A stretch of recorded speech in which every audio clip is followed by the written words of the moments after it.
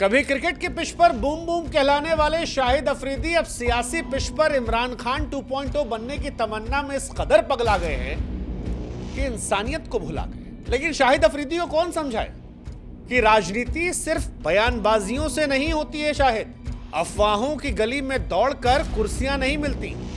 और ये जो लाशों पर खड़े होकर शाहिद तुम सियासत करने की कोशिश कर रहे हो, यकीन करो अगर इमरान खान के इर्द गिर्द तुम पहुंच भी गए तो इतिहास के सबसे बौने नेताओं में तुम्हारा नाम दर्ज होगा। क्रिकेटर तो तुम पहले से ही आधे अधूरे थे। शाहिद अफरीदी का करियर जिस तरह से अंधी मारने वाले, हवा में बल्ला चलाने वाले खिलाड़ियों में रहा है, उनका मुंह भी हिंदुस्तान के सामने ऐसे ही चलता है।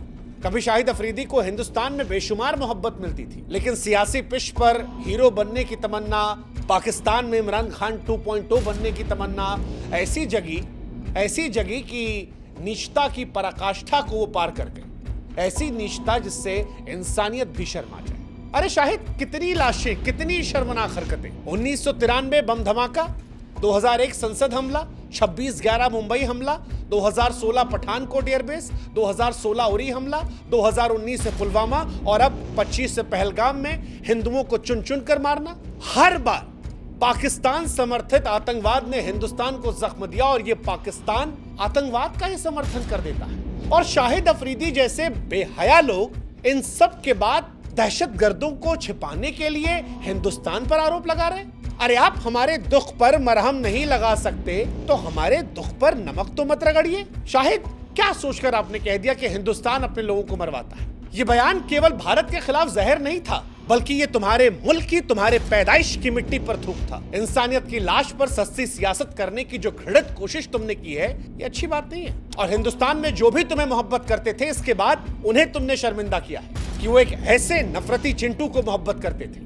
हालांकि शाहिद अफरीदी ये सब पहले भी करते आए, पहले भी बार बार इमरान खान बनने की तमन्ना में कभी कश्मीर, कभी कुछ करते रहे। लेकिन इस बार वो गब्बर के हत्थे चढ़ गए। वो गब्बर जो मैदान में निडर और सोशल मीडिया पर मुखर। दरअसल 28 अप्रैल 2025 को पाकिस्तान के शाहिद अफरीदी ने पहलगाम आतंकवादी हमले पर भारतीय सेना को नालायक निकम्मा कह दिया। कहा कि भारत ने ही अपने लोगों को मरवा दिया। अब शाहिद अफरीदी नीचता की पराकाष्ठा को पार कर रहे थे तो गब्बर ने इस बार उनको लताड़ लगा दी। कहा कि शाहिद, करगिल में तुम हारे थे, पहले से इतना गिरे हुए थे और कितना गिरोगे। बेवजह कमेंट पास करने से अच्छा है कि अपने देश की तरक्की में दिमाग लगाओ। अब सच कहे तो शिखर धवन जैसे ज़हीन इंसान की तरफ से ये बयान, ये लड़ाई सिर्फ दो क्रिकेटरों की लड़ाई नहीं थी, ये सोच की लड़ाई थी। और इसीलिए वो शाहिद जो इमरान खान बनने की तमन्ना पाले हुए हैं, मुंगेरी लाल की तरह पाकिस्तान के वजीर आजम बनने का हसीन सपना देख रहे हैं, उन्हें लगा कि पाकिस्तान की आवाम तो इस वक्त चाहती है कुछ अनाप शनाप इंडिया के खिलाफ बोलो, वो समर्थन करेंगे, तो तर्कों की जगह बदतमीजी पर उतर। शिखर धवन से कहते हैं कि छोड़ो जीत हार, आओ तुम्हें चाय पिलाते हैं। शिखर शाहिद अफरीदी की तरह पाकिस्तान में भी कई लोग हैं जो दिन रात कहते हैं आओ तुम्हें चाय पिलाते हैं, चाय चाय चाय। हमें लगा कि आज रियलिटी चेक करवा दें। अफरीदी, जिस चाय पर तुम इतना इतरा रहे हो ना, आज उसकी हकीकत हम बताते हैं। कौन सी चाय?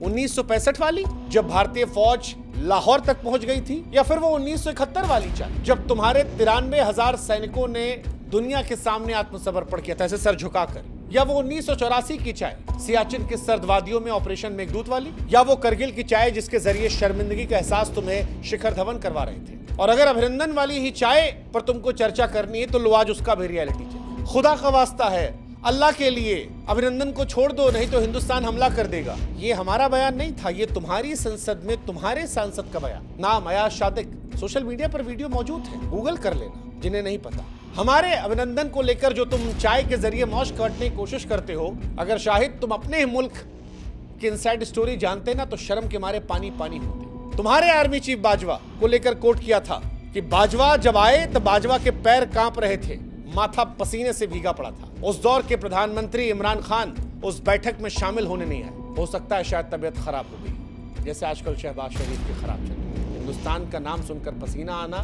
तबीयत खराब होना इतिहास का हिस्सा रहा है, आज भी है। तुम्हारे विदेश मंत्री शाह महमूद कुरैशी को कोट करते हुए कहा गया था, अल्लाह के वास्ते अभिनंदन को जाने दो, नहीं तो रात को 9 बजे के बाद हिंदुस्तान अटैक कर देगा। ये हमारे कोट नहीं है, ये तुम्हारे कोट है। हिंदुस्तान को पाकिस्तान की जरूरत बीते कुछ सालों में कभी नहीं पड़ी।